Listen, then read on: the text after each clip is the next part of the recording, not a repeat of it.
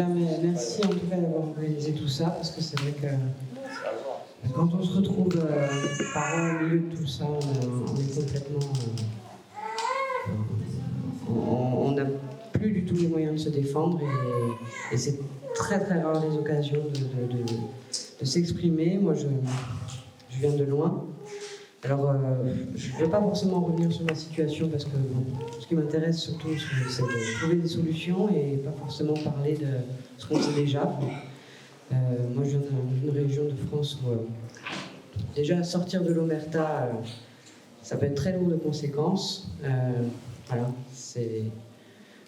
moi, j'ai très peur des conséquences de ma prise de parole aujourd'hui et je viens pour essayer de discuter, pour essayer de réfléchir en bonne intelligence sur ce qu'on peut vraiment vous proposer, parce que depuis 2 ans que je suis confrontée à ça, j'ai vu des parents qui se suicident, des parents qui sont au bout du rouleau, des choses atroces, et je reviens tellement de loin. Enfin, j'ai l'impression d'être comme survivante de quelque chose qui nous tombe dessus et qui met en chantage nos enfants, et c'est vrai que c'est insupportable. Depuis toujours, je me consacre à des associations, je me bats pour les droits des êtres humains, pour la vie. Et voilà, j'ai créé un petit média en 2013 qui s'appelle Bouge ta Corse. Donc, j'ai dit d'où je venais. Et un média pour redonner la parole à ceux qui ne l'ont pas. Parce que j'ai pu constater dans d'énormément de cas de situations différentes que trouver un média qui ose dénoncer, qui se bat, il n'y en avait pas. Donc j'ai créé ce média-là. Je ne sais pas si c'est en lien avec ma situation actuelle, si j'étais quelqu'un qui dérangeait. Je ne veux pas faire de suppositions, mais voilà,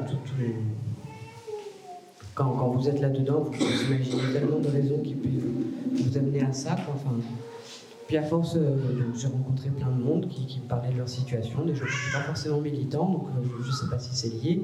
Mais en tout cas, l'idée de créer un média pour toucher un maximum de gens et de gérer nous-mêmes l'information pour pouvoir sortir du déni sociétal, c'est indispensable. Et donc ça, c'était ma première proposition, essayer de gérer nous-mêmes et de toucher un maximum de gens en faisant du porte-à-porte, du colportage pour essayer de rassembler des fonds aussi, parce que c'est vrai que ce genre d'association comme Termouti, ce serait compliqué de trouver des moyens pour faire vivre ces assos.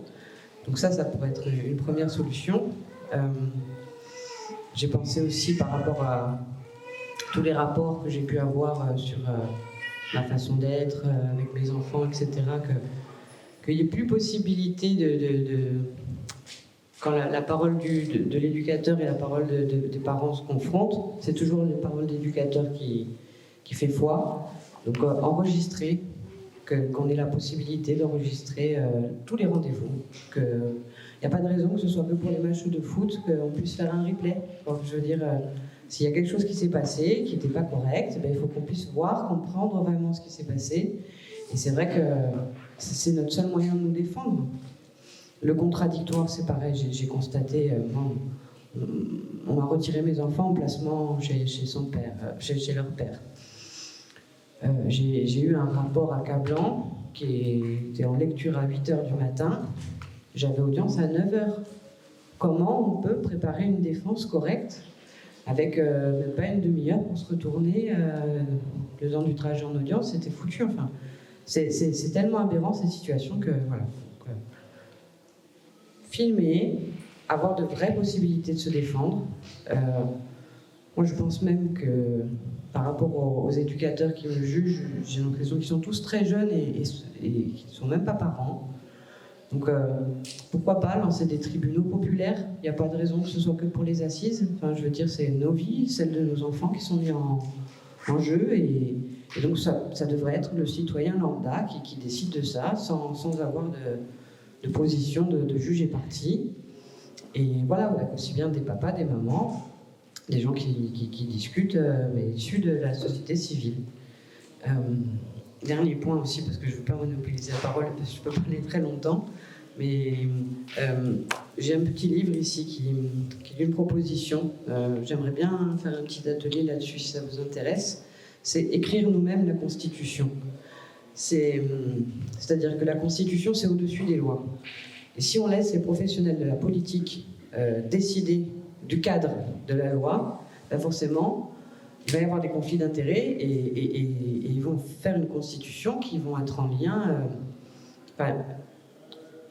ils vont programmer forcément leur puissance et notre impuissance. Et si nous-mêmes, on n'est pas foutu, le peuple, d'organiser ce qui va nous protéger des abus de pouvoir, ben forcément, faut pas... Si vous êtes, dans un poulailler et que vous laissez le renard décider, c'est sûr qu'il va faire des lois pour se protéger à lui, quoi.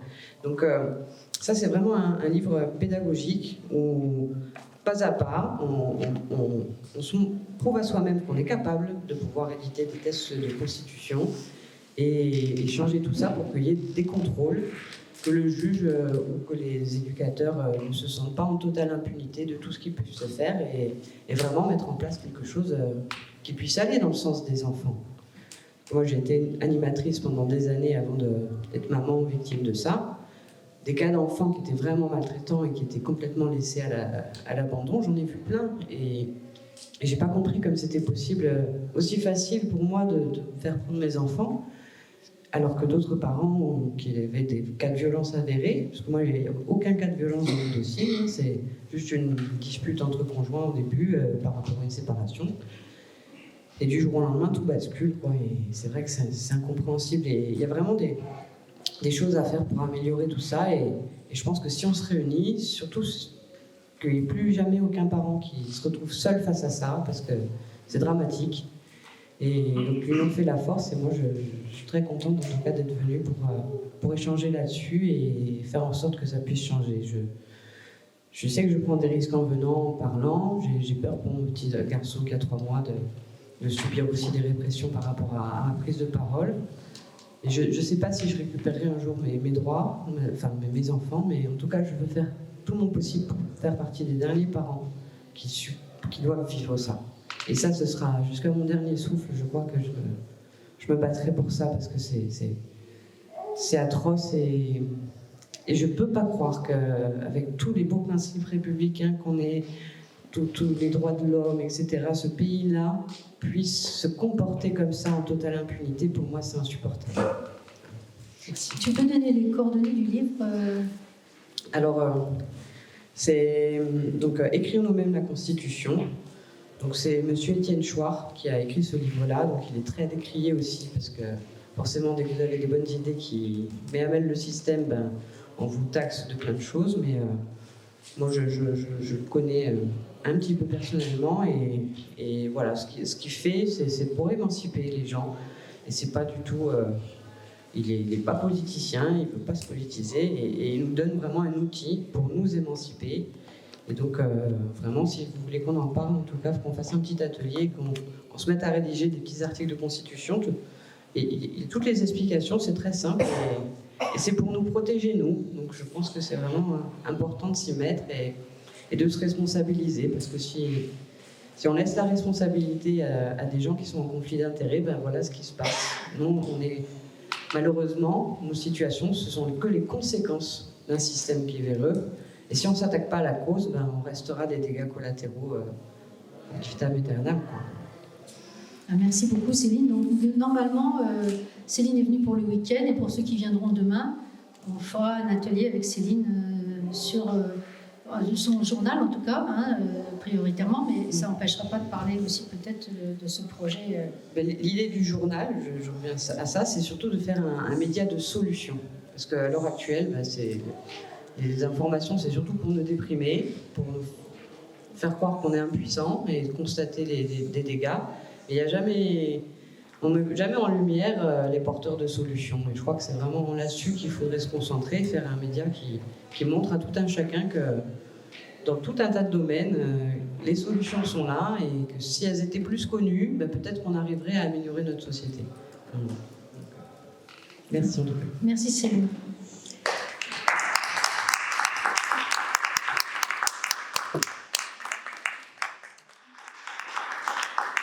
Il y a plusieurs associations qui ont porté plainte avec aussi des individus et qui se sont portés partie civile contre l'État par rapport à tout ce que nous dénonçons. Le 3 septembre, il y a eu une grande rencontre à Paris avec pas mal d'associations. C'était vraiment international. Ils ont créé Initiative Justice pour justement porter la parole et essayer d'avoir des avancées concrètes, parce que ce n'est pas qu'en France. On a vu tout à l'heure que la France est très mal placée à ce niveau-là, au niveau de l'Europe. C'est vrai que quand on voit les rapports au niveau même de l'Europe ou de l'ONU, on est très mal noté pour la protection de la femme, des enfants. On pourrait rajouter de la famille, puisque quand on attaque la femme et les enfants, on a déjà bousillé la famille. Mais quand on bousille les hommes aussi, parce que c'est tous les côtés, hein, tous les moyens sont bons. Donc, je disais tout à l'heure, avant de commencer, il est important que nous puissions tous, je pense que tous, on peut faire quelque chose. Il y a ceux qui vont travailler au niveau de l'écriture, il y a ceux qui vont travailler en parlant avec leurs voisins, avec d'autres personnes, en témoignant. Et puis, il y a sûrement des choses auxquelles je ne pense pas, mais d'être à l'écoute aussi des gens qui sont autour de nous. C'est comme ça que j'ai découvert qu'on menaçait des mamans qui venaient d'avoir des enfants, que si elles n'allaient pas en maison maternelle parce qu'elles n'avaient pas encore leur propre appartement, par exemple, qu'on allait leur prendre leurs enfants, donc sans raison valable, et qu'une fois qu'elles étaient en maison maternelle, eh bien, on faisait tout pour trouver des motifs, puisqu'on les avait sous la main, pour leur placer les enfants. C'est vraiment abominable, et nous devons le dénoncer. On peut pas, on est complice si on ne dit rien. Et je respecte le choix aussi des parents. Il y a des parents qui choisiront de rester discrets parce que c'est normal qu'ils veuillent essayer de faire sortir leurs enfants et surtout garder un lien avec eux. Parce que quand le lien est rompu, c'est très compliqué, le temps passe et on sait par beaucoup de confidences des uns et des autres combien derrière on peut influencer les enfants pour dire que les parents les ont abandonnés, que leurs parents sont méchants, qu'ils ont fait telle et telle chose, même si c'est faux. C'est difficile à concevoir, mais c'est une réalité qu'on voit absolument tout le temps, tous les jours. Et non seulement ça fait déjà quelques années que ça dure, mais c'est de pire en pire. Dieu merci, on s'aperçoit que de plus en plus d'associations, de médecins, d'avocats, mais pas encore assez, reconnaissent. Mais ceux qui militent et qui se battent, il n'y en a pas encore assez. Mais surtout, on n'a pas les médias d'information qui nous tiennent au courant de tout ce qui se fait. Donc, je salue aussi donc, le projet de Céline et ce que nous faisons aujourd'hui. Aujourd'hui, on est un petit groupe, mais ce petit groupe qui est en train de se consolider et on va tâcher de le faire grandir pour continuer à faire du lien avec d'autres personnes, à continuer à faire des propositions, à soutenir ceux qui vont les apporter plus haut et puis à s'entraider les uns les autres autant que c'est possible. On sait qu'il y a autour de nous des gens plus déséquilibrés, qui sont malades, qui sont victimes aussi. C'est pas toujours facile de travailler avec eux, mais en tous les cas, tous ceux qui peuvent, on doit vraiment s'entraider pour avancer. Alors nous, en fin de compte, nous avions fait un travail avec des étudiants qui étaient en première année de sociologie. Donc nous avons, en fin de compte, créé comme un livret. On peut lui donner le nom que nous voulons. Mais c'est vrai que ce support serait bon à retravailler. Parce que malheureusement, les étudiants, ils ont terminé leur première année. Et ça s'est terminé, dommage, on n'a pas pu les revoir. Donc il y a quand même ce support qui est fait avec des bases. Hein. On y avait travaillé pendant 4-5 mois, monsieur Chénière. Oui, ça vaudrait le coup. Oui, donc nous avons la base, mais maintenant, il faut que ce soit revu entièrement. Et c'est vrai que ça permettrait de pouvoir aider toutes ces familles qui sont concernées, qui se retrouvent face à cette institution qui est la protection de l'enfance. C'est quoi faire quand vous êtes victime d'un signalement, quand il y a l'information préoccupante, vers qui aller, quels sont vos droits. Enfin, vous voyez, c'était toutes les questions qu'on avait listées. Et après, il faut le mettre en forme pour que ça puisse aussi être dans le respect, je dirais, de la partie juridique. Juridique, judiciaire, mais c'est important. Parce que moi, dans toutes les situations que nous suivons, que nous accompagnons, nous sommes face à des parents qui ne connaissent pas leurs droits, qui ne connaissent pas les dispositions légales, qui ne savent pas vers qui aller, qui ne savent pas qu'ils peuvent avoir le droit à un avocat, puis encore pas n'importe lequel, qu'ils ont droit à l'aide juridictionnelle en fonction de leurs revenus. qui peuvent aussi saisir le défenseur des droits. On conseille même de le saisir, même si après les réponses ne sont pas forcément adaptées, appropriées, mais au moins vous avez un numéro de dossier et qui peut permettre après d'aller encore plus loin. Vous pouvez aussi faire appel à une personne qualifiée, donc une PQ. Tout le monde ne sait pas ce que c'est qu'une personne qualifiée, donc ça fait partie de vos droits. Ce sont des personnes qui peuvent intervenir dans votre situation, qui peuvent même vous accompagner au rendez-vous institutionnel. Donc nous, c'est vrai qu'il y a une personne qualifiée qui nous travaillons sur un département. Ce sont des bénévoles qui sont à la retraite. Enfin, ce sont des personnes qui sont à la retraite et qui sont bénévoles, qui sont assermentées en fin de compte pour 2 ou 3 ans, qui sont reconnues par l'Agence régionale de santé, par la préfecture et le conseil départemental. Donc Sylvie, je t'avais envoyé en fin de compte l'article de loi qui peut être appliqué, respecté. En général, on vous dit « Ah, mais non, quand vous appelez l'ARS, on va vous dire « Ah, non, attendez, qui cherchez-vous à joindre ? Nous ne connaissons pas. » Parce que moi, j'ai testé, même si je savais que de toute façon, c'était un droit pour les usagers, pour les familles. Et là, après, « Ah, mais attendez, on va se renseigner. » On vous fait patienter avec la petite musique bien sympathique. Puis à un moment donné, mais vous leur dites « Attendez, vous ne connaissez pas les dispositions légales ?» C'est inquiétant quand même, c'est même préoccupant. Et après, ça vous permet d'orienter quand même les familles. Donc toutes ces informations sont très importantes, sinon vous vous retrouvez seul. Les services, ils ne vont pas vous aider, ils ne vont surtout pas vous dire vos droits, ils vont vous parler que de devoirs. Et après, en fin de compte, il y a les techniques d'intimidation. Donc non, vraiment, soyez accompagnés. Et c'est vrai que si ce support pouvait être créé, ça permettrait de le diffuser massivement. Je pense que c'est vraiment un outil qui va nous être très utile parce que même moi, ce que tu m'as dit, j'ai pas le temps. Si j'avais déjà, ça serait plus facile pour le distribuer. Et à ce sujet, j'ai pensé aussi à une autre chose. Tu parlais des retraités. Je pense qu'il y a des retraités de la magistrature, des retraités de droit juridique, d'avocats, etc. Et si on pouvait en trouver qui avaient de la conscience, et il doit en exister, et qui ont des envies de se battre à nos côtés. Comme on utilise aussi le théâtre, on fait des mises en scène pour montrer ce que les gens vivent, j'ai pensé que ça serait bien de refaire des sortes de jugements, enfin pas des jugements, des procès ou qu'on fasse par exemple ici un procès avec des gens à la retraite. Ça s'appelle un théâtre forum. Comment tu dis ? Un théâtre forum. Un théâtre forum. Et ce qui permettrait, par exemple, en faisant ça très sérieusement, ça serait des professionnels à la retraite. On ne pourrait pas nous dire que c'est léger. On prend un cas à chaque fois. Et du coup, ce cas, il est complètement analysé. Et là, on pourrait vraiment mettre en avant que finalement, enfin, donner la preuve que voilà, toutes ces affaires, les unes après les autres, montrer que jamais ça aurait dû exister et peut-être même condamner dans ce théâtre, condamner les gens qui doivent être condamnés. Alors, il faut y réfléchir, il faut quelqu'un qui fasse les textes. Où est notre Sam Ah voilà, on a quelqu'un qui pourrait peut-être nous faire les textes en étant aidé avec des gens qui connaissent bien l'affaire, en prenant une affaire à chaque fois. Et je pense que là, on pourrait démontrer avec des professionnels ce qui s'est passé et tout démanteler. Enfin, ça pourrait faire partie des outils qu'on pourrait aussi utiliser. On a fait des petites scènes, donc justement pour montrer ce que vivent les parents déjà, mais je pense qu'il faut qu'on aille plus loin maintenant.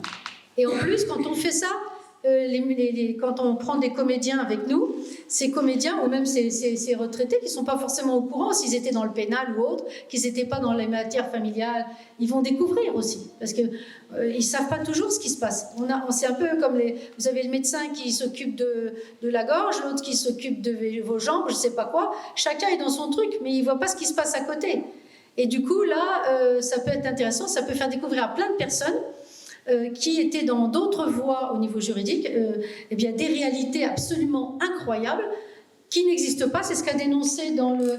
Tu peux me passer le livre, le gros. Voilà, merci. Donc, dans le guide de la protection judiciaire de l'enfant que vous pouvez avoir gratuitement sur Internet, en PDF, de Michel Huyette et Philippe Desloges, qui sont de juges pour enfants et qui explique que c'est dans le domaine de la protection de l'enfance qu'on a le plus d'arbitraire. Et donc là, par contre, il rappelle justement les droits, tout ça. Et je crois qu'il est mis à jour sur Internet. Celui-là, il date déjà un petit peu, mais enfin, il y a toujours l'essentiel. Et il montre à quel point il y a des abus et il y a des choses qui devraient se faire, mais qui ne se font pas. Donc, c'est important qu'on... Ça y est, je me suis encore perdue.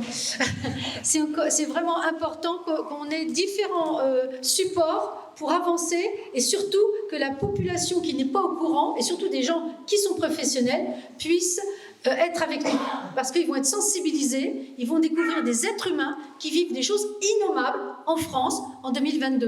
Alors ils savent qu'il existe des choses innommables, mais dans ces institutions, ils ne le savent pas toujours, surtout s'ils n'ont pas été dans ces juridictions au niveau de la protection de la famille, et, enfin pas de la protection de la famille et de la protection des enfants. En fait, j'ai pas compris le PQ. Est-ce que tu peux donner un exemple concret de la personne qui... La PQ.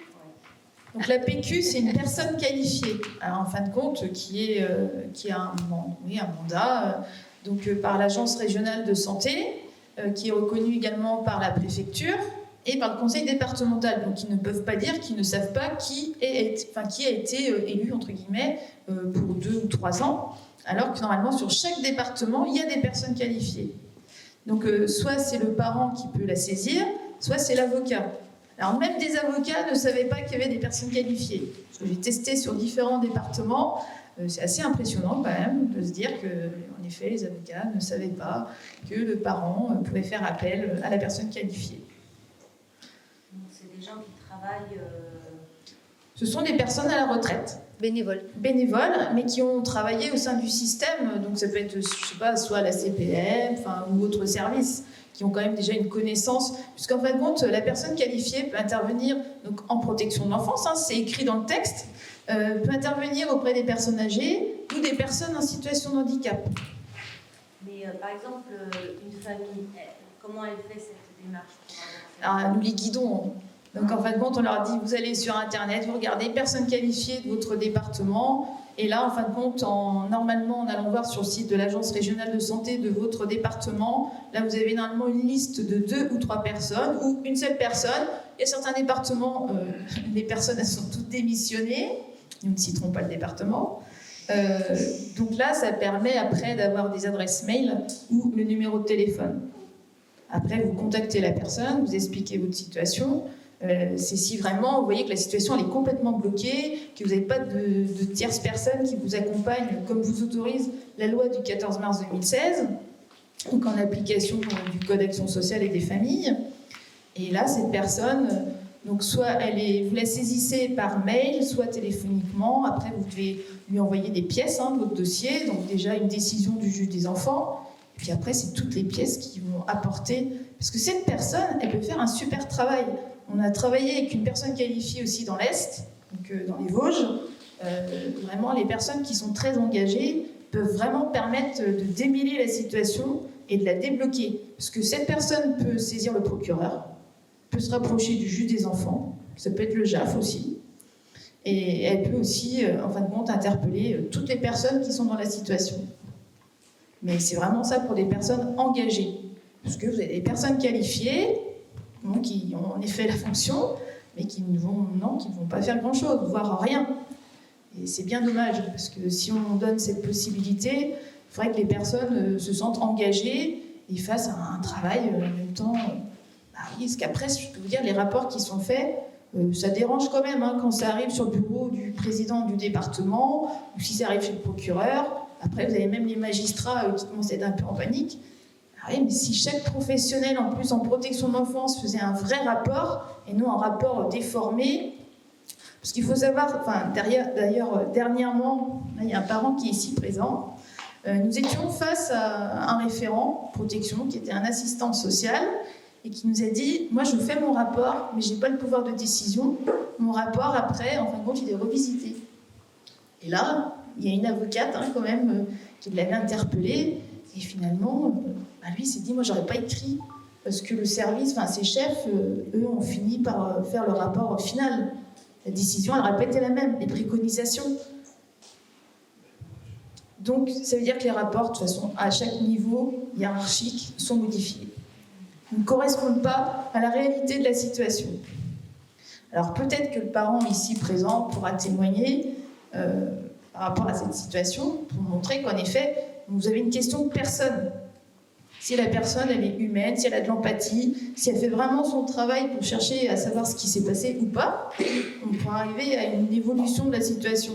Par contre, si vous avez une personne qui est là, qui a déjà un parti pris dans la situation, elle va tout faire pour la bloquer. Il n'y aura pas d'évolution de ses droits, et même la personne pourra arriver à une suspension de ses droits. Ça va plus vite dans un sens que dans l'autre. Normalement, l'objectif, c'est que les enfants retrouvent leur famille. Même si chaque situation est différente, mais l'objectif, il est le même. Il y a en effet des situations où ça prendra plus de temps. Mais comme je l'ai dit ce matin, en accompagnant du premier rendez-vous à la CRIP jusqu'à l'audience, ça permet quand même tout un travail qui facilite le travail de l'avocat, puisqu'on a une équipe d'avocats quand même à nos côtés, en fonction de chaque département, chaque situation. Et c'est vrai que ça fait changer les pratiques de tous. Ils n'ont plus le choix. Et on ne leur laisse pas le choix. Ça me fait penser à quelque chose. Les gens qui sont syndiqués, normalement, ils ont une protection. Oui. Parce que vis-à-vis de l'entreprise qui a un certain pouvoir, autrefois, il pouvait y avoir des menaces, on pouvait les licencier, etc., n'importe comment. Et là, il faudrait qu'il y ait une protection systématique pour les parents, et pas seulement les parents.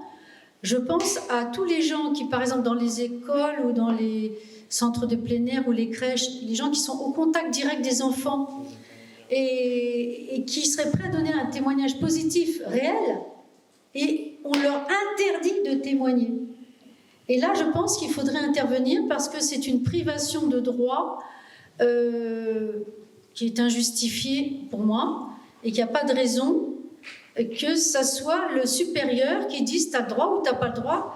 Je l'ai vu dans des écoles, des gens qui n'osaient pas témoigner parce qu'on leur avait interdit. Et je l'ai vu aussi pour un centre de plein air. Et j'ai vu aussi des TISF à qui régulièrement on demande un rapport à charge. Il faudrait que ces personnes puissent avoir un endroit où se plaindre et que les plaintes soient entendues et reçues, parce que c'est pas normal que les gens soient comme ça, comment dirais-je, obligés de se taire, parce qu'on va les priver de leur travail. On dirait l'État leur montre l'exemple. Alors, on l'a déjà vu. Si les gens ne font pas ce qu'on leur demande, on les met à la porte sans rémunération, évidemment. Qui c'est qui a dit qu'il faut d'abord virer l'État pour qu'on y arrive? C'est aberrant, mais finalement, on s'aperçoit que toutes ces actions sont liées avec quelque chose d'immoral, fondamentalement. Est-ce qu'on peut expliquer le TSF, ce que ça veut dire? Attends, tu peux parler plus fort, s'il te plaît? Le TSF. TISF. Travailleuse? Non, technicienne d'intervention sociale et familiale. Ah oui, c'est les nouveaux termes. Là aussi, en fin de compte, je pense qu'il faudrait faire un ABCDR, si On je ne me l'avait trompe fait. pas. Oui, avec tous les sigles. Parce que c'est facile, en fin de compte, pour les... Enfin, je veux dire, c'est compliqué pour les parents quand on vous parle AED, AEMO, Les acronymes. AEIMF. C'est marrant, hein. Donc là, nous, on avait, en fin de compte, fait tout ce travail avec les étudiants. Donc c'est pour ça que la base, elle est là. Mais maintenant, il faut la retravailler, la modifier et puis apporter des compléments. Et donc là, tu peux nous expliquer ce que c'est? Comment? Tu peux nous expliquer ce que c'est? De quoi? Une TISF. Ah oui, une technicienne d'intervention sociale et familiale. C'est une personne qui peut venir à votre domicile. Alors, en fin de compte, elles ont des contrats avec l'aide sociale à l'enfance. Donc, parfois, vous voyez les contrats. Enfin, normalement, vous êtes censé voir le contrat qu'il y a. Donc, la personne, elle vient chez vous. Elle est censée vous aider. Enfin, des fois, vous n'avez pas de besoin. En fin de compte, elle est là. Donc, elle vous regarde. Et après, il y a un rapport qui est fait. Mais elle est diplômée ou pas? Ah, normalement, elle est censée être diplômée. Mais ça, c'est une vraie problématique, puisqu'il n'y a aucun contrôle au niveau des professionnels qui travaillent en protection de l'enfance. Mais diplômée de quoi? En tant qu'éducatrice, assistante sociale? Voilà, c'est travailleur social, hein. Donc après, il y a différentes catégories. Mais nous avons à une période demandé leur diplôme. Comme vous voyez que la personne, enfin le professionnel normalement, donc on va dire le dit professionnel, mais 1h30 avant de vous répondre et de présenter sa carte de professionnel, c'est très préoccupant. Ouais. Nous, ils vont aller jusqu'à nous demander notre carte d'identité. Oui. Ça arrive avec certains services. Moi, la dernière fois, j'ai dû glisser ma carte d'identité plus mon diplôme d'agent de médiation à formation service. C'est pas normal. Parce qu'eux, ils ne vont pas vous répondre automatiquement, tout de suite. Ils vont même tarder, ils vont vous dire « Ah non, mais nous sommes, comme je le disais ce matin, des évaluatrices. Mais non, attendez, normalement, il y a un diplôme, il y a une fonction, une responsabilité. Ils peuvent vous faire part de leur mission. Mais là, il n'y a rien de clair, en fin de compte. Il n'y a aucune transparence. Alors, l'honnêteté, c'est encore autre chose. Donc, il y a tout à revoir, en fin de compte, au niveau de la protection de l'enfance. D'ailleurs, vous avez certains services, c'est plus l'aide sociale à l'enfance, c'est le SPE, Service Protection Enfance. Oui, parce que tout est sigle et en fin de compte, tout est fait pour noyer les parents, malheureusement. Déjà, c'est compliqué, c'est difficile. Je vais dire un petit mot. Bon, alors, je ne veux pas assombrir le ciel de notre réflexion collective. Mais écoutez, si nous regardons bien cette problématique, moi je vais employer un terme que je n'ai pas entendu jusqu'à présent et qui me paraît bien définir cette problématique. C'est l'idéologie. L'idéologie.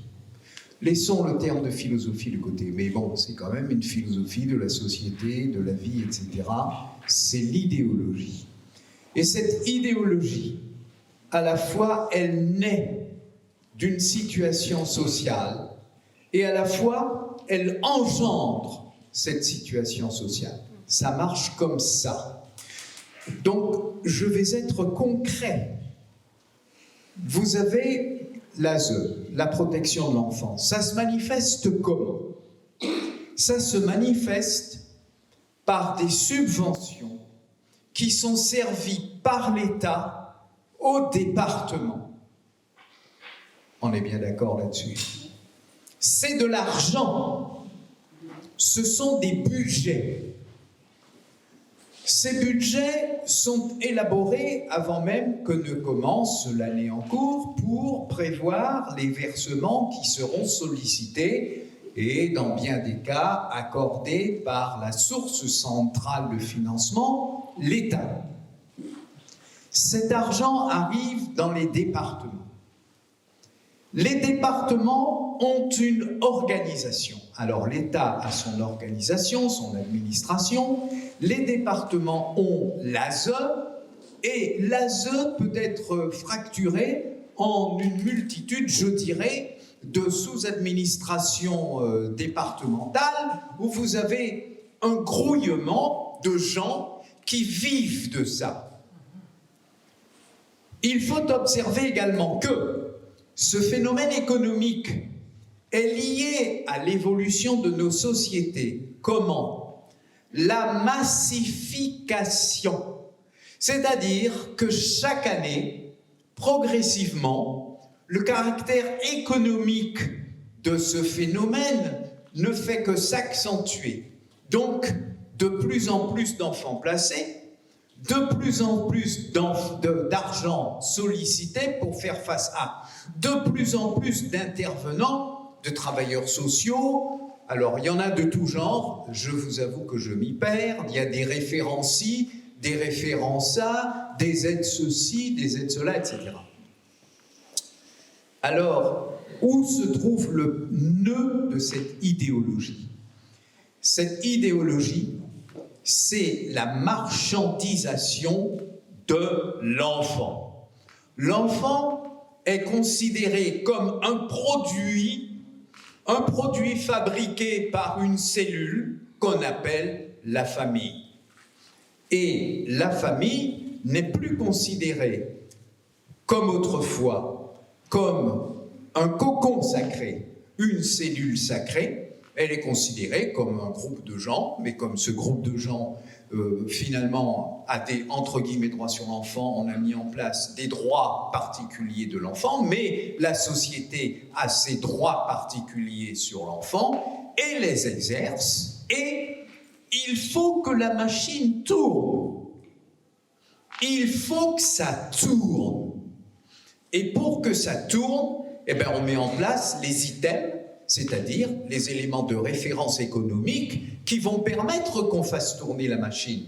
Donc, c'est pour cela que nous voyons dans les comptes rendus que nous avons pu consulter les éléments qui permettent à cette machine étatique, mais départementale, et les départements fondent leur fonctionnement économique sur cette affaire de, entre guillemets, protection de l'enfance.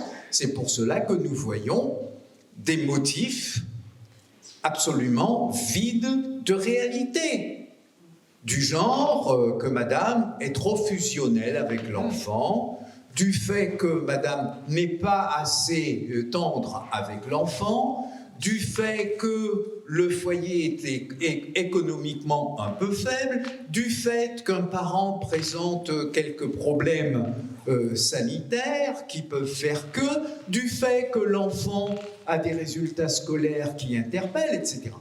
Et toute cette machine infernale, pourrie, fonctionne grâce à quoi? Eh bien, un système que les nazis avaient bien mis en place. Alors nous disons signalement. Mais le signalement, qu'est-ce que c'est? C'est une dénonciation. Alors, évidemment, comme nous sommes polis, nous disons signalement abusif. Et effectivement, on transforme des enseignants, des médecins, des personnels médicaux, etc., en dénonciateurs, voilà, et puis en plus de ça, ils ont l'impression de bien faire. Oh là là, j'ai signalé, oh là là, le pauvre petit, etc. Ce qui fait que nous rencontrons, puisque nous menons ce combat, nous rencontrons des situations inacceptables où des enfants ont été arrachés de leur foyer. Et lorsque la situation semble l'exiger, ce sont des policiers en uniforme qui viennent arracher l'enfant des bras de sa mère et de son père. Ça s'appelle, comme je le disais au début de mon intervention, l'idéologie. C'est-à-dire la conception collective que nous avons de ce qu'est la famille, de ce qu'est la sécurité d'un enfant dans son cadre familial, de ce que peut être le bonheur dans une famille.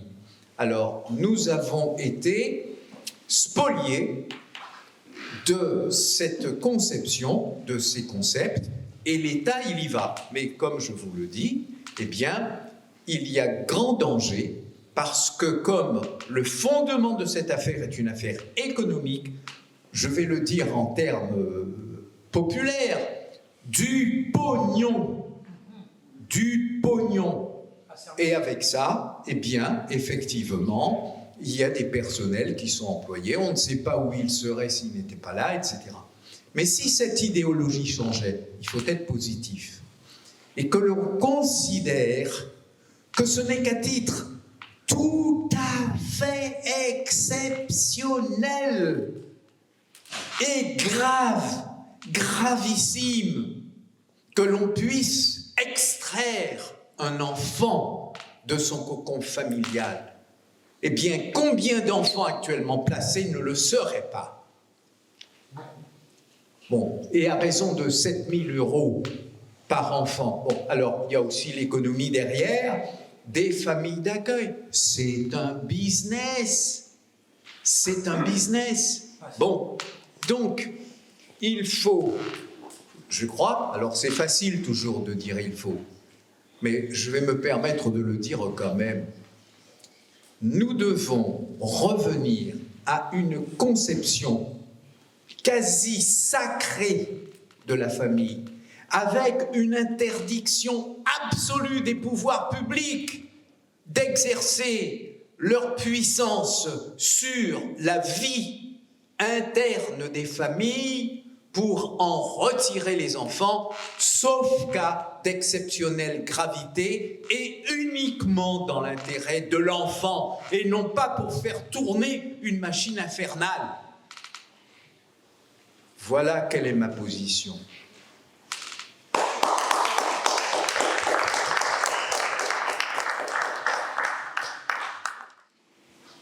Et comment revenir à une nouvelle conception de la famille? Comment changer cette idéologie? Alors, je vais répondre. Ça, c'est l'éducation. Aujourd'hui, on a l'éducation des parents. Et puis, c'est le travail de mise en garde des médias qui répercutent les concepts de vie sociale. C'est également au niveau des lois. Parce que c'est la loi qui donne pouvoir à toutes ces institutions. Et donc, en légiférant correctement, en posant déjà ces principes, qui seraient illustrés par la mise en place de collèges scrutateurs et qui contrôleraient la mise en œuvre de ces principes, eh bien, on pourrait éviter que des enfants, pour les motifs que nous avons cités là, soient retirés du cadre familial. Et, dans le même temps, développer une action sociale de prévention qui porterait cette conception de la famille, lieu sacré de développement de l'enfant, c'est-à-dire en donnant aux familles les moyens. Alors, il y a déjà les allocations familiales. L'enfant, il a déjà une valeur financière au niveau des allocations familiales. Donc, mais en donnant aux familles déjà les moyens de s'occuper des enfants, lorsque c'est nécessaire, il y a possibilité aussi, on l'a avec les AEMO, c'est un petit peu un embryon, on accompagne les familles pour les conseiller, etc. Bon, mais c'est intrafamilial aussi que beaucoup de choses devraient se faire, c'est-à-dire qu'il y a le concept de devenir parent. Devenir parent, ça veut dire fonder une famille. Alors nous avons vécu des siècles antérieurs où le mariage était une affaire sacrée, la famille c'était une affaire sacrée, c'était pas d'ailleurs que le papa, la maman et les enfants, c'était aussi les tatas, les tatis, grand-père, grand-mère, etc. La famille avait une existence sociologique bien plus reconnue, affirmée qu'aujourd'hui. Et surtout, mettre en place les gardes nécessaires pour que l'État, parce que là c'est ce qui se passe, l'État a tout pouvoir. L'État a tout pouvoir. Bon, pour que l'État ne puisse pas, ne doive pas s'arroger la possibilité de kidnapper sous tel ou tel prétexte ou motif un enfant de son milieu familial. Non, donc tout ça c'est possible. Mais là encore, nous sommes dans l'idéologie. Nous sommes dans l'idéologie, c'est-à-dire qu'il y a une philosophie collective qui doit être infusée dans les intelligences constitutives de la conscience nationale pour qu'effectivement on adopte ces concepts-là et que l'on considère bien, que l'enfant, là où il est le mieux, c'est dans sa famille. Quand il y a des problèmes, ça se gère, etc. Alors, j'ouvre une parenthèse pour signaler d'ailleurs que cette démolition de la famille au détriment de l'enfant ne concerne pas que l'enfant, parce que la famille se constitue autour du couple parental. Mais aujourd'hui, l'idéologie du couple parental, du couple conjugal, eh bien, elle est également effondrée. C'est-à-dire que ça va très loin. On se met comme ci, comme ça dure pas. On se marie pas. On se marie civilement. On ne se marie plus de manière sacrée, etc. Et puis, on peut avoir rapidement un divorce, une séparation, etc. Bon, quand je dis que la famille est détruite, c'est vrai, parce que nous nous occupons des enfants, mais il faut voir aussi que le pivot constitutif de la famille, le pivot initial, c'est-à-dire le couple parental, eh bien, il est aussi en désintégration un petit peu partout. Et puis, je ne veux choquer personne, mais non seulement ça, mais même la personne humaine, dans sa constitution sexuelle susceptible de constituer le moment venu une famille, bon, est gravement attaquée, parce qu'on voit des différents types de couples se mettre en place. Hein, je ne veux choquer personne. Et puis, on va plus loin, on met en place des éléments d'éducation visant à convaincre le garçon qu'il est garçon, oui, mais que c'est pas tout à fait un hasard, mais que ça peut être autrement, et il peut être ci, il peut être ça. Bon. Donc, il y a un schéma d'humanité auquel on est en train de porter atteinte. Bientôt, on pourra dire à quelqu'un « Ah ben si vous voulez vous marier avec la chienne Saint-Bernard du voisin, allez-y, si vous arrivez à avoir des petits, ben si... On verra s'ils sont moitié chiots ou moitié humains, et puis on verra si on les met à la ZEU ou... Non. Je veux dire, nous traversons une crise de société, une crise de civilisation, et les enfants qui sont retirés à leur famille en sont victimes. Et le point central de cette civilisation meurtrière de la famille et meurtrière de l'enfant, c'est le fric et puis le pouvoir politique de certains qui en profitent, hein, qui profitent de la structuration politique de... Bon. Et alors, j'expliquais ce matin, mais je vais me répéter, si vous voulez, quand on voit la civilisation du Moyen-Âge, bon, avec les fiefs, c'était la féodalité. Bon, et le seigneur, sur son fief, c'était un petit peu comme le roi à Versailles.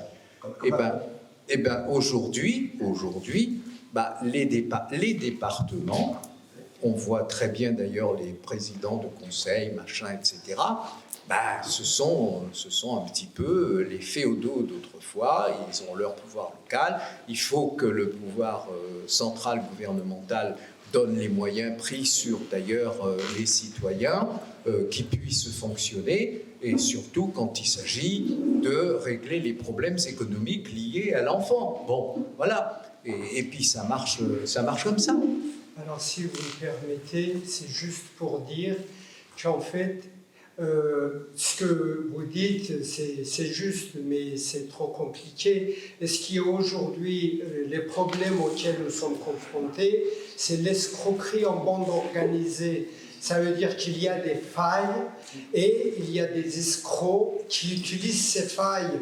Alors comment empêcher ces escrocs de s'installer dans une institution d'État et détourner l'argent, les enfants et toutes les moralités? C'est ça la question principale. Comment faire? Ma proposition, c'était ce qu'on en a parlé tout à l'heure à l'extérieur aussi, c'est demander à tous les parents d'enregistrer leurs relations, publier tout ce qu'on enregistre, trouver un moyen pour aussi avertir, parce que dans les institutions, il n'y a pas que des corrompus. Moi, je suis aussi témoin qu'il y a des juges qui sont très vertueux. Donc, essayez de jouer sur ces choses-là. Ça veut dire trouver des gens comme vous, sont vertueux. Et en fait, avoir leur aide pour essayer de changer un système qui est devenu contre-productif. Je suis d'accord, mais je ferai remarquer, et ça a été le sens de mon intervention, je ferai remarquer que intrinsèquement, l'institution, dans sa structuration, eh bien, ouvre la voie à ces détournements. C'est vrai, mais en face, il n'y a pas de contradicteur. C'est ça le problème. Vous avez d'un côté des associations, des gens qui ont une bonne présentation, beaucoup de relations, des statuts, et de l'autre, vous avez des enfants avec énormément d'argent dans la poche et qui sont totalement invisibles et inaudibles. Ils n'ont pas de parents, ou comme moi, les parents sont totalement mis à l'écart. Donc là, on est dans une perversion pour lesquels il faut trouver un moyen de se battre. Et il y a tout le système n'est pas pourri. Moi, je vois, il y a des juges qui travaillent et qui sont vertueux, j'en connais. Non, mais je suis d'accord, mais il y a toujours des exceptions pour confirmer les règles. Hein. Les travailleurs sociaux aussi, hein. Il y a mais bien sûr, mais, on est bien d'accord. J'en ai eu deux actuellement, j'ai eu une nouvelle, là, c'est une Formule 1, on pourrait le dire. Nous avons parlé du système dans sa conception, dans son fonctionnement, ce qui n'exclut pas les exceptions dont vous parlez, et j'en suis bien d'accord. Au niveau des solutions, je pense qu'on entend bien, mais ça me fait penser à ce que tu disais, un contrôle. Et lors de mon voyage pour venir jusqu'ici, je suis allée aux toilettes d'une gare et il y avait un petit panneau avec des petits boutons rouge, jaune et vert. C'est en cas d'une démarche qualité, la dame pipi était jugée par les gens qui passaient par les toilettes. Et bon, je ne suis pas trop pour ce genre de truc, mais il n'y a pas de raison que ce ne soit pas toutes les classes sociales en fait, qui soient jugées. Pourquoi pas? En tant que famille, je ne suis pas satisfaite de cet éducateur, je ne suis pas satisfaite de cette juge, ben, je mets mon point de vue. Et puis au bout de tant de signalements, parce qu'il n'y a pas de raison qu'il n'y ait que des signalements du haut vers le bas, ben, peut-être elles seront obligées de rendre des comptes. Combien ça coûte ces interventions?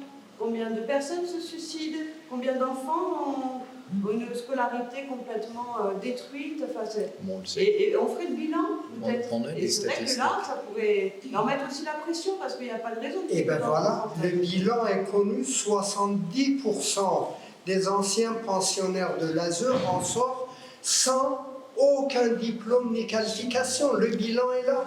Moi, quand je vais dans des tribunaux pénals pour être condamné, je dis, mais bilan est là, pourquoi vous voulez me condamner? On me lâche. Donc, à un moment donné, c'est une très bonne chose. Maintenant, toutes les sociétés font ça. Vous achetez quelque chose sur Internet, on dit, eh bien, est-ce que vous voulez bien donner votre avis? Eh bien, faire ça à l'ASE. Alors, tout à l'heure, je parlais de syndicats. Et j'avais connu par exemple un syndicat du cadre de vie. Eux, ils s'occupaient surtout, par exemple, des problèmes de location, tout ça. Mais il faudrait créer un syndicat. J'avais voulu le faire à un moment donné, ça ne devait pas être le moment, ça n'a pas pu se faire. Mais je sentais qu'il y avait des ouvertures pour ça. Donc un syndicat national avec une antenne dans chaque département, avec l'obligation que le département nous donne tous les coordonnées des victimes pour qu'elles puissent s'inscrire à ce syndicat, qu'on puisse être informé et suivre. Et là, on aurait une puissance et une force. Parce que vu le nombre de personnes, ça, c'est bien caché. Et je pense qu'il faudrait que ça soit une exigence de transparence, qu'on puisse savoir quels sont les enfants placés et pourquoi ils ont été placés, et que le syndicat puisse avoir... Et là, on pourrait avoir une représentation officielle et pouvoir protéger, au travers de ce syndicat, pouvoir protéger ces victimes. Au moins qu'elles aient un endroit vers qui se retourner, parce qu'aujourd'hui, elles n'ont personne. Elles n'ont personne. C'était juste pour rebondir sur ce qu'on avait dit avec Sylvie aussi, par rapport au manque de personnes pour aider les parents à venir au rendez-vous. Tu m'as dit, c'est Agent de médiation, information, service. Donc c'est AMIS. Tu es la seule en France. Mais... en tant qu'agent de médiation, mais en fin de compte, c'est l'équivalent de médiateur social. Alors moi, la formation, quand je l'ai faite en 2017, c'était une formation qui était reconnue par la région. Sauf qu'après, il n'y avait plus de budget. Donc l'année suivante, elle devait normalement se reproduire, parce qu'on était quand même 13 quand j'ai pu accéder à cette formation. C'est dommage, parce qu'en effet, une fois que moi j'ai obtenu ce titre, eh bien, ça m'a permis d'ouvrir toutes les portes de toutes les institutions sur tout le territoire. C'est pour ça que moi je suis pour l'autonomie, et pourquoi pas en tant qu'association créer un organisme de formation pour ces personnes-là, pour aider les parents, puisqu'on est en souffrance. Il n'y en a pas assez. Et à nous de nous débrouiller pour créer l'organisme de formation, pour avoir des personnes qualifiées à nos côtés. Excellent, excellent, c'est bien. On est en train de faire du super boulot. Il va falloir qu'on fasse un suivi sur tout ça. J'ai oublié votre prénom. Céline. Non. Ah, non, oui. Oui. Non, mais c'était pour... Vous pouvez venir là parce qu'on ne va pas vous entendre là. Poser la question. Oui, mais c'est seulement une question. Oui, bon. C'est parce que... la question, c'est que... comment on fait quand quand la justice ne prend pas en compte nos droits des grands-parents, les droits des enfants, des petits-enfants. J'aimerais bien savoir, est-ce qu'il faut porter plainte? Est-ce qu'il faut envoyer des lettres au procureur? Alors là, une association comme l'association Thermotis, à mon avis, peut vous, en tout cas, parler de toutes les démarches que vous pouvez faire. Ça, c'est sûr. Après, justement, on se bat aussi justement pour montrer que malgré tous les moyens qui normalement sont mis à nos dispositions pour pouvoir défendre nos droits, ils sont bafoués en fait. Ils sont beaucoup bafoués, oui. Voilà, je rajoute ça, parce qu'ils sont tellement bafoués, il faudrait trouver un moyen pour qu'ils appliquent, qu'ils respectent. C'est ce que nous sommes en train de faire aujourd'hui. C'est exactement l'objet de notre rencontre, à la fois nous soutenir les uns les autres et nous aider à mettre tous nos trésors en commun pour améliorer nos armes, je dirais, pour nous défendre. Et puisqu'on ne peut pas juste attendre qu'ils changent d'avis de l'autre côté. Et donc c'est pour ça qu'on a parlé de pas mal d'outils qu'il faut qu'on mette en place et qui vont servir, je dirais, à toute la France. Et peut-être que d'autres sont en train de faire la même chose ailleurs. Petit à petit, de toute façon, on se rejoint de plus en plus. Et là, on a parlé de plusieurs outils pratiques. Il y a ceux qui vont passer par le député, il y a ceux qu'on peut mettre nous-mêmes en place. C'est pour ça que j'ai dit que c'est à plusieurs niveaux qu'on va travailler. De les députés, est-ce qu'on peut faire quelque chose au niveau d'aller à l'Assemblée nationale, qu'il y a un député qui... Alors, ce matin, tu étais là ce matin? Oui. Hein? Donc, non, je n'étais pas là. Voilà. Ben, ce matin, nous avons eu la chance d'avoir Olivier Marleix, qui est député en Eure-et-Loire et qui est depuis les législatives président du mouvement républicain. Donc c'est quelqu'un quand même qui a une voix qui porte aujourd'hui. Et on a eu la chance parce qu'il est vraiment conscient et soucieux de faire avancer les choses. Et il est heureux de nous avoir rencontrés ce matin et d'avoir retrouvé Ernest Chénière, qu'il connaissait d'ailleurs. Et donc ils se sont parlé pour pouvoir justement relayer nos doléances. Donc Ernest ira voir, il a été invité devant nous par Olivier Marleix pour l'aider parce qu'il a tellement de choses à gérer, Olivier, et donc Ernest pourra l'aider pour faire avancer ses projets au niveau législatif, je dirais. Pendant que nous, on peut mettre des choses pratiques assez rapidement, comme les documents dont on a parlé, là faut qu'on travaille là-dessus. Et puis d'autres choses dont on a parlé, qu'il faut qu'on refasse le tri et qu'on voit qui peut travailler sur quoi et peut-être se donner une sorte de calendrier aussi pour mettre à exécution tout ça. Alors ceux qui veulent porter plainte, je suis là-dedans depuis 2014, il faut savoir que c'est tout à fait normal, même les avocats me l'ont dit, que quand vous portez plainte auprès de procureur de la République, il va systématiquement, soit classer sans suite, soit pas répondre. Dans ce cas-là, on a le moyen, le seul moyen qu'on a, c'est de se porter partie civile. Ça veut dire, vous écrivez au doyen des juges d'instruction, qui va commencer à faire des instructions un peu en douce. Au bout de 6 mois, 8 mois, 1 an, il va classer sans suite. Vous faites appel, le dossier part à la cour d'appel, il y a une chambre qui s'appelle la chambre d'instruction, qui a lui-même des moyens d'instruction en plus de celui de procureur de la République. Il renvoie le dossier chez le doyen des juges d'instruction.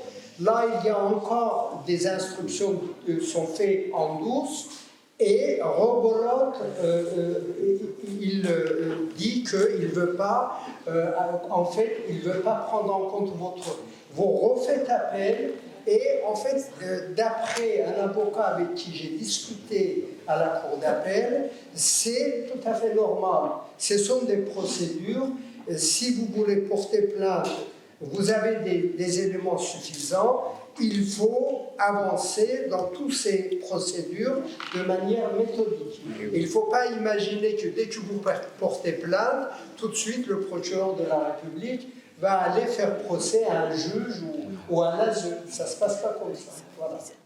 eh bien, chers co-participants à cette réunion de travail, que peut-être certains d'entre vous vont prolonger ce soir et demain, je me réjouis personnellement et en ma qualité de président de l'association Thermotis d'avoir pu échanger avec vous. Le combat continue, comme l'on dit. Il est certain que nous vaincrons, parce que cette cause, elle aboutira, c'est sûr. Parce que la société ne peut pas perdurer et elle ne peut pas survivre à de telles contradictions. Alors, je remercie également Sylvie, qui a organisé cela et qui porte la flamme de notre combat avec ténacité, et ce n'est pas d'aujourd'hui, et cela se voit à travers les ouvrages qu'elle a produits et qui sont à la maison dans ma bibliothèque et que j'ai parcouru. Merci Sylvie. Donc je vous souhaite bon courage sur ce trajet, une bonne fin de journée, une bonne fin de colloque, et je vous salue bien. Et je passe... Ah ben, elle en a un. Merci Sylvie pour cette organisation de ce colloque. Et en plus, ça nous permet de retrouver des personnes que je connais, qui sont déjà dans le combat depuis plusieurs années. Force et courage pour tous, on ne lâche rien. Ça, c'est mon slogan également de tous les jours depuis une dizaine d'années. Et c'est vrai que tous ensemble, nous y arriverons. Puisque la co-construction, c'est vraiment important.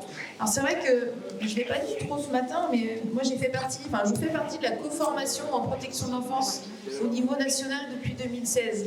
Et c'est vrai que ce serait bien que ça puisse reprendre, puisqu'il y a vraiment un énorme travail à mettre en place, à faire. Donc il y avait les UPP accolades, c'est l'Union des parents populaires, ou l'Union populaire des parents, qui est sur Lyon. Il faudrait aller voir sur leur site.